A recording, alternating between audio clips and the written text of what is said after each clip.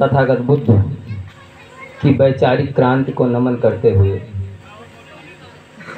आधुनिक धर्म के प्रवर्तक बोधिसत्व बाबा साहब डॉक्टर अम्बेडकर के कारवां को सत नमन करते हुए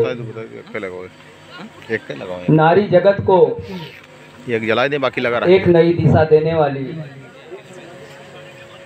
माता गौतमी प्रजापति, माता यशोधरा, माता रमाबाई अम्बेडकर, माता सावित्रीबाई फूले, माता शेख फातिमा और इस बहुजन समाज में श्रवण संस्कृति में जन्मे सभी महापुरुषों गुरुओं को मैं सत नमन, वंदन और अभिनंदन करता हूँ।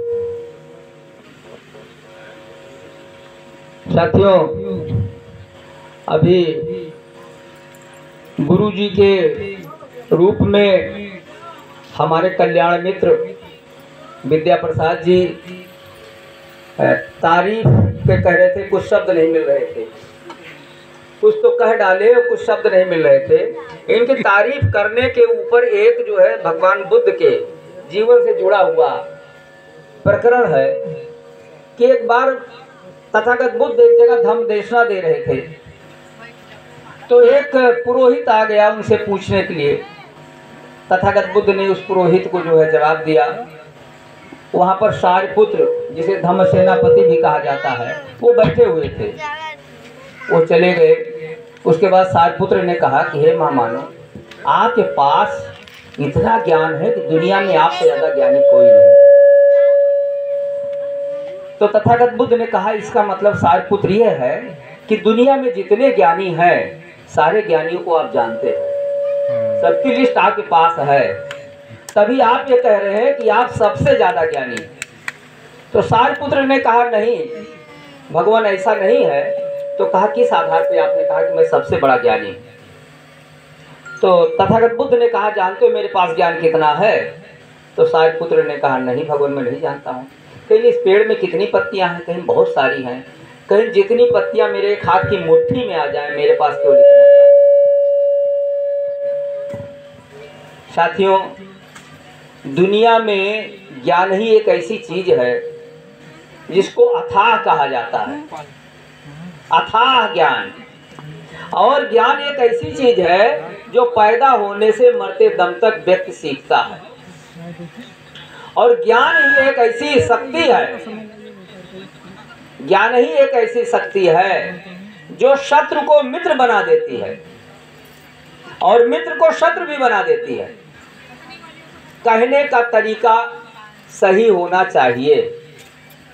जैसे यदि आपके आसपास में किसी व्यक्ति के पास एक आंख नहीं है, जिसके पास एक आंख नहीं होती क्या कहते हैं? काना कहते हैं ना। तो यदि किसी के पास एक आंख नहीं, उसको काना कहेंगे तो खुश होगा कि नाराज होगा? नाराज होगा। नाराज होगा। बहुत कम। कहने का तरीका क्या है? यदि काने को काना कहोगे तो जाएगा रूठ। यदि काने को काना कहोगे तो जाएगा रूठ। यदि उससे धीरे धीरे पूछो, भैया अखिया कैसे गई फूट, तो नाराज नहीं होगा और अपनी व्यथा भी कह देगा। एक छोटा सा बच्चा यदि अपनी माँ को माँ कहता है तो माँ के अंदर से ममता उमड़ती है। और वही बच्चा अगर ये कह दे, हे हमरे बाप के मेहरारू, गलत नहीं कह रहा है, बाप की मेहरारू तो है ही है माँ, लेकिन कहने का जो अंदाज है, अंदाजे बयां जो है, वो बहुत ही गड़बड़ है। तो निश्चित रूप से माँ जो है उसको पीट देगी।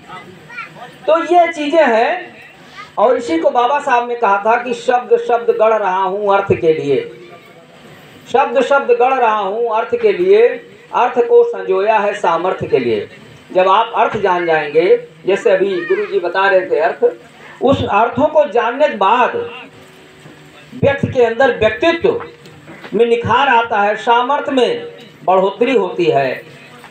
तो उसी तरीके से आज मैं सबसे पहले इस मुंडन संस्कार के उपलक्ष्य में मुंडन संस्कार जिसको बौद्ध दर्शन में केश कप्पन कहते हैं, जब तथागत बुद्ध सिद्धार्थ थे और उनका केश कप्पन होना हुआ तो माता गौतमी प्रजापति, क्योंकि उनकी जो माँ महामाया थी वो बचपन में ही मर गई थी, गौतमी प्रजापति के समक्ष जब होने लगा तो सिद्धार्थ ने पूछा कि माता ये बाल बड़े प्यारे लगते हैं, इनमें कंघी करती हो तो हमको बड़ा आनंद आता है, क्या मुझसे नाराज हो, क्या मुझसे कोई गलती हुई है, आखिर मेरे सर के बाल क्यों काटना चाहती? हे माँ, दुनिया में कोई भी चीज जब काटा जाता है तो अच्छा नहीं लगता है। तो माँ ने कहा बेटा, दुनिया में कोई भी चीज दो प्रकार से होती है, एक होती है कच्ची और एक होती है पक्की। तो कहा कि माता जी कैसे? कहीं जैसे बेटा सब्जी अगर बनाई जाती है, दाल बनाई जाती है, चावल बनाई जाती है, अगर वो कच्चा उतार लिया जाए पसंद करोगे? कहीं नहीं। और कहीं अगर पक्का, कहीं तब तो स्वादिष्ट हो जाएगा। कहीं इसी प्रकार सर में ये जो बाल आपके काटे जाएंगे, उतारे जाएंगे, ये बाल कच्चे बाल हैं, जिसको रोए के रूप में कहा जाता है, ये रोआ है। इसको उतारने के बाद आपके बाल और भी सुंदर घुंघराले निकलेंगे, स्वस्थ और मजबूत निकलेंगे। इस नाते यह केश कप्पन संस्कार कराया जाता है। और केश कप्पन संस्कार के पश्चात एक नया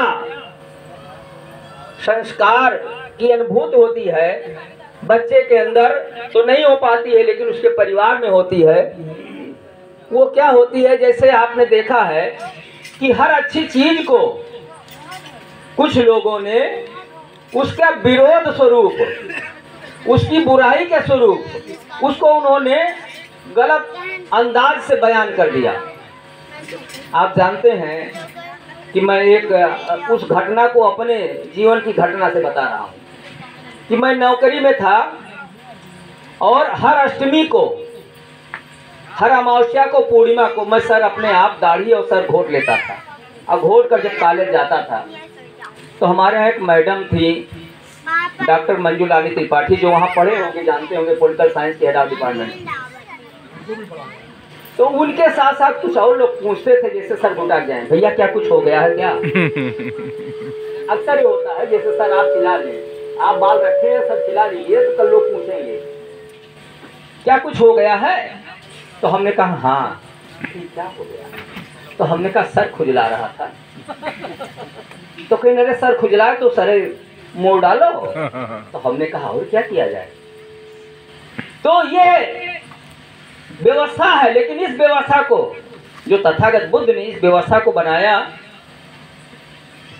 यह जो है एक शांत प्रिय, कुशाग्र, विवेक को तेज करने वाला यह व्यवस्था थी। इसको क्या पलट दिया कि सर कब मुड़ाया जाएगा? जब कोई क्यों? जब कोई घर से विदा हो जाए, चला जाएगा, इस दुनिया से चला जाएगा, सर तभी मुड़ाया जाएगा, है ना?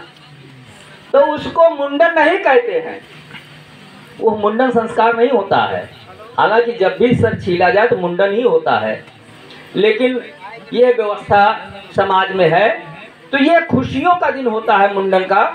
और यह नियमित रूप से एक बार तथागत बुद्ध एक जगह जो है परिनिर्वाण संस्कार में गए, तो वहां पर पुरुषों ने अपने बाल बना रखे थे।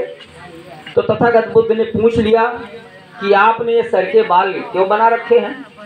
तो उन्होंने कहा कि जो है भाई, हमारे घर से एक आदमी जो है खत्म हो गया है, निधन हो गया है, परिनिर्वाण को प्राप्त हुआ है, इसलिए हम भाई पटीदार जितने मिलकर हैं इस सर को घुटाए हुए हैं। तो उन्होंने कहा कि ऐसा क्यों करते हैं?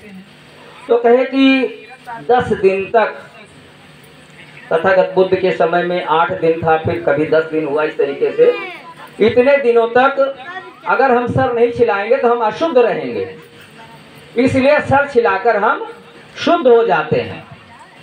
ये परंपरा आज भी है, 2 व्यवस्थाओं में है। जो बौद्ध दर्शन की व्यवस्था में आ जाता वहाँ नहीं है, और जो बौद्ध दर्शन की व्यवस्था में नहीं आता है उसके यहाँ है।